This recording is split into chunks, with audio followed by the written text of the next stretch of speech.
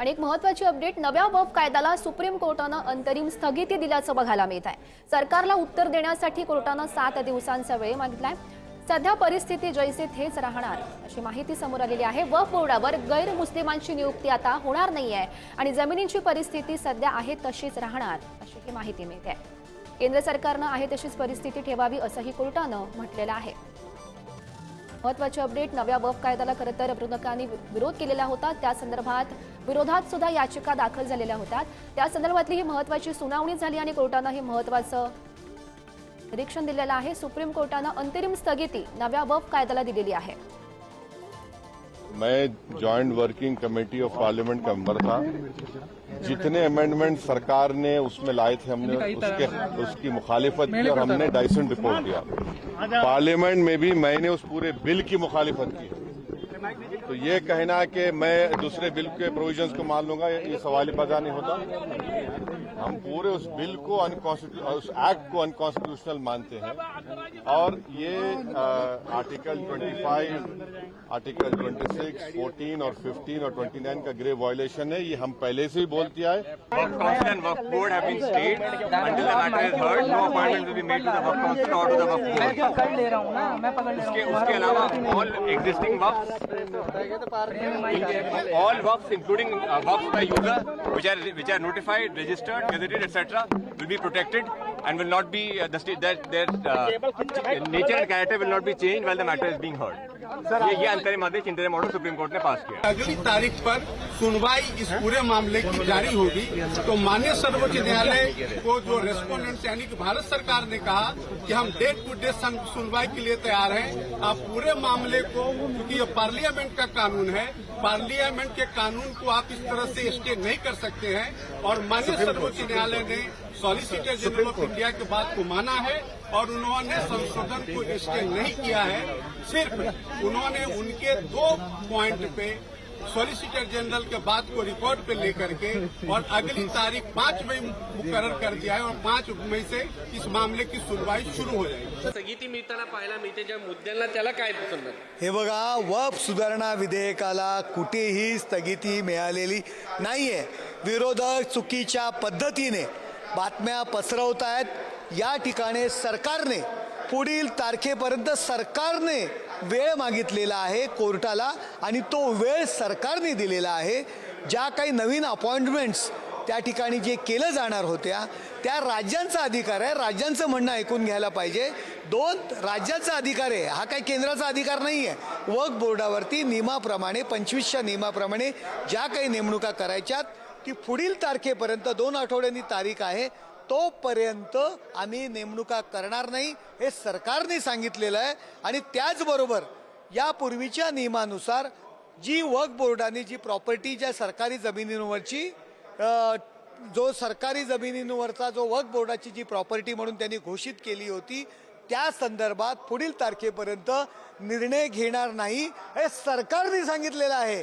कोर्टाने कुठल्याही पद्धतीची स्थगिती दिलेली नाहीये।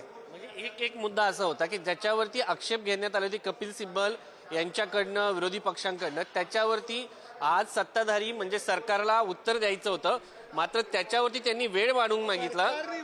सरकारने त्याच्यावरती वेळ वाढवून मागितलेला आहे। पुढील जे काही 2 आठवड्यांनी येणार आहे, 7 दिवसांनी तारीख होणार आहे, तोपर्यंत त्या 2025च्या कायद्याची आम्ही या 2 गोष्टींवरची अंमलबजावणी करणार नाही हे सरकारने सांगितलेलं आहे।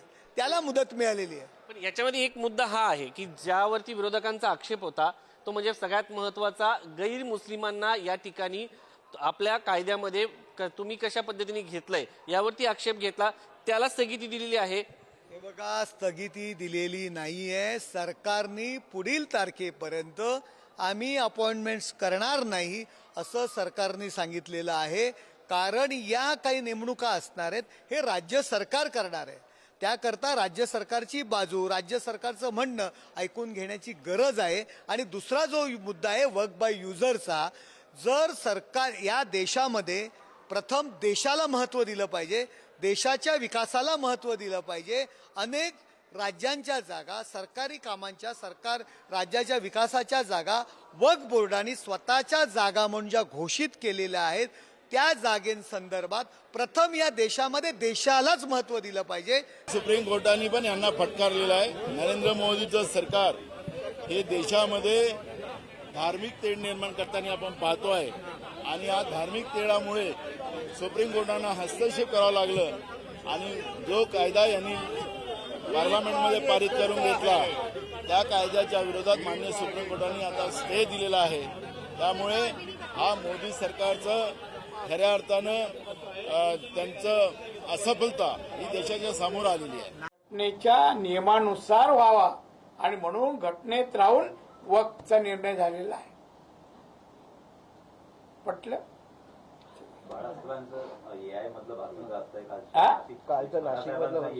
उद्धव ठाकरेंच्या पक्षाची काल एक सभा नाशिकमध्ये झाली. त्या सभेमध्ये बाळासाहेबांचे एक जुना ऑडिओ जो आहे तो पुन्हा एकदा लावण्यात आला आणि कुठेतरी ऊर्जा शिवसैनिकांमध्ये पॉइंट जो हमने पिटीशन में रखे थे, जो हमने पार्लियामेंट में उठाए थे, उसको ज्यादातर को माननीय उच्चतम न्यायालय ने संज्ञान लिया, कंसीडर किया और आज जो रिलीफ है वो ये दर्शाती है कि ये कानून कहीं ना कहीं संविधान के खिलाफ बना है. जो अमेंडमेंट्स हैं उसमें कई सारे पॉइंट ऐसे हैं जो पूरी तरह से संविधान को मटिया मेट करने वाले थे. माननीय उच्चतम न्यायालय ने संज्ञान लिया और मुझे पूरा विश्वास है कि ये संविधान की जीत है, ये किसी पक्ष की जीत नहीं है, संविधान की जीत है. और आने वाले दिनों में जब फिर से सुनवाई होगी तो माननीय उच्चतम न्यायालय और मजबूती से इसमें रिलीफ देगा और सरकार की जमीन हड़पने की जो साजिश है उस साजिश को माननीय उच्चतम न्यायालय रोकेगा. मुझे पूरा विश्वास है. काँग्रेसचे नेते इम्रान प्रतापगडी यांची आपण ही प्रतिक्रिया ऐकलेली आहे. महत्त्वाची अपडेट नव्या वक्फ कायद्यासंदर्भातली सुनावणी सुरू होती त्या दरम्यानच हा सुप्रीम कोर्टानं महत्त्वाचा निकाल दिलेला आहे. अंतरिम स्थगिती दिलेली आहे. 7 दिवसांचा वेळ कोर्टानं दिलेला आहे सरकारला उत्तर देण्यासाठी आणि त्यानंतर पुन्हा एकदा या संदर्भातली सुनावणी होईल आणि पुन्हा एकदा सुप्रीम कोर्ट या संदर्भातला निकाल देणार अशी माहिती मिळते. महत्त्वाची अपडेट जमिनीची सध्या जी परिस्थिती होती जी आधी होती जुन्या कायद्यानुसार ती तशीच राहणार असल्याचं समजतंय. महत्त्वाचा मुद्दा वक्फ बोर्डावर गैरमुस्लिमांची आता नियुक्ती होणार नाही असंही महत्त्वाचं निरीक्षण सुप्रीम कोर्टानं दिलंय. तर कोर्टानं नेमकं काय म्हटलंय बघूयात ग्राफिक्सच्या माध्यमातून. तर केंद्र सरकारनं वक्फची परिस्थिती जैसे थे ठेवावी. नव्या वक्फ कायद्यातील 2 कलमांना स्थगिती देण्यात आली आहे. गैरमुस्लिमांची वक्फ बोर्डावर नियुक्ती करण्यास आता विरोध केला गेलाय. सध्याच्या वक्फच्या संपत्तीवर कोणतीही कारवाई होणार नाही. नव्या वक्फ कायद्याविरोधात 70 याचिका दाखल झालेल्या होत्या. डिनोटिफिकेशन किंवा कलेक्टरद्वारे आता बदल होणार नाहीये. सर्वोच्च न्यायालयाकडून केंद्राला 7 दिवसांची मुदत देण्यात आली आहे.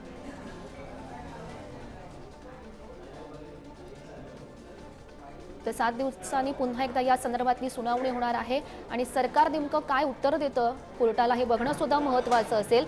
नव्या वक्फ कायद्याला विरोधकांनी सातत्यानं विरोध केलेला होता. यामध्ये महत्त्वाचा मुद्दा म्हणजे गैरमुस्लिमांची नियुक्ती, ज्या संदर्भात वेळोवेळी विरोधकांनी भूमिका मांडलेली होती आणि त्या संदर्भातली महत्त्वाची टिप्पणी आता सुप्रीम कोर्टाने दिलेली आहे की वक्फ बोर्डावर आता गैरमुस्लिमांची नियुक्ती होणार नाही असं सुप्रीम कोर्टानं म्हटलंय. मात्र यामध्ये महत्त्वाचं जमिनीची जी परिस्थिती होती ती जुन्या कायद्यानुसार आहे तशीच राहणार असंही समजतंय.